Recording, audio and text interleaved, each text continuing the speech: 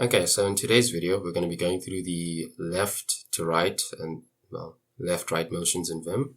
And this will be a quick video, just going to go through them pretty quickly. So, as we know, Al takes you right. You can give Al an argument like 5 to move 5 characters to the right, or even like 10 to move 10 characters to the right. And H moves you left, and this also takes a count argument. So if I do 3H, it takes you 3 to the left. If I do 2H, it takes you 2 to the left, etc., etc.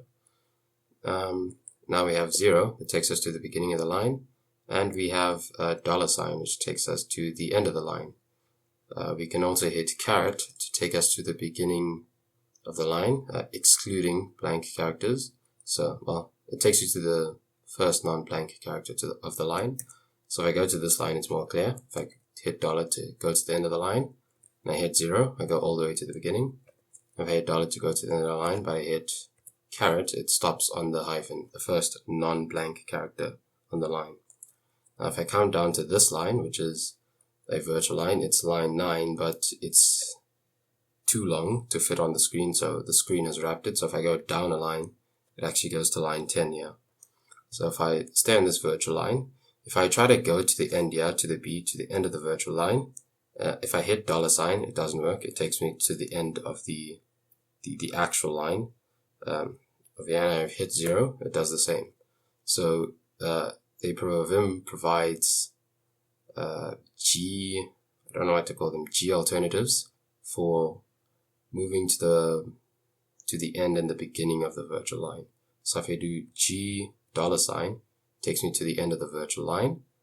And if I hit $, I'm at the end of the actual line. And if I hit G0, it takes me to the beginning of the virtual line. And if I do 0, it takes me to the beginning of the actual line. It works the same with G caret. So if I do, $, and then G0, and then just insert some spaces here.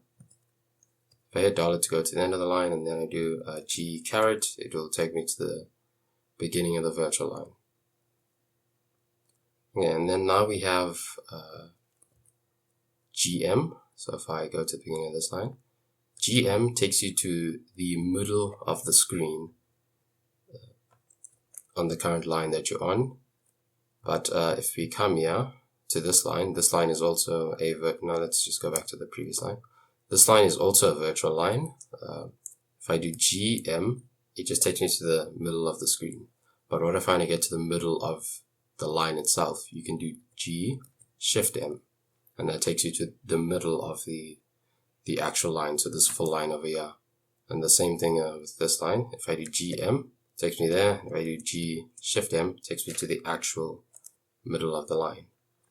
And next we have bar, which takes me to the specified column. So bar without any argument takes you to column 1.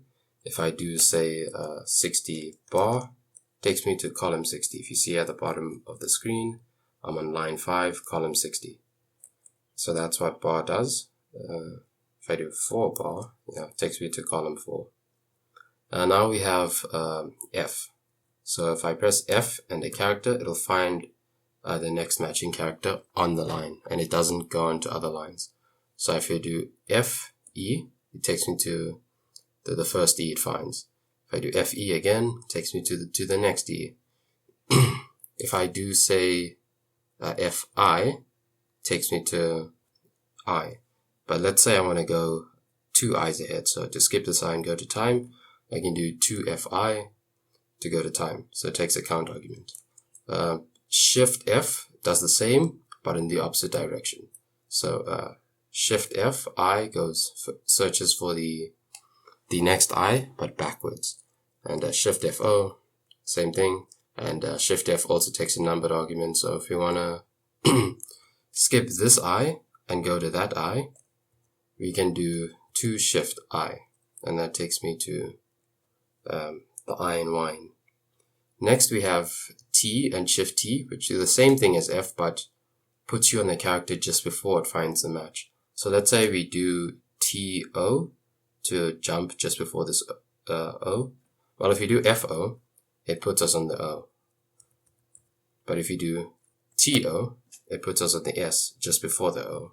So a nice mnemonic for it is till, like until, so till. And then Shift F obviously does Shift T does the same thing in the opposite direction.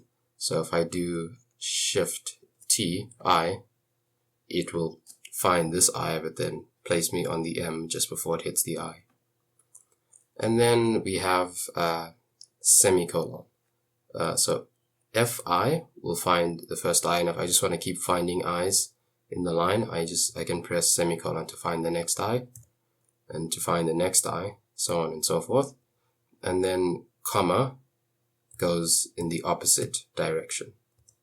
So you have many options in terms of finding characters on lines. You can choose whichever way you want.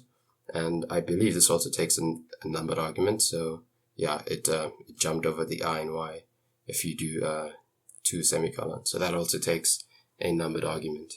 Note the semicolon and the comma works for F, Shift F, T, and Shift T. So with F, if I find I and I hit semicolon, it goes forward, and comma goes backwards, forward.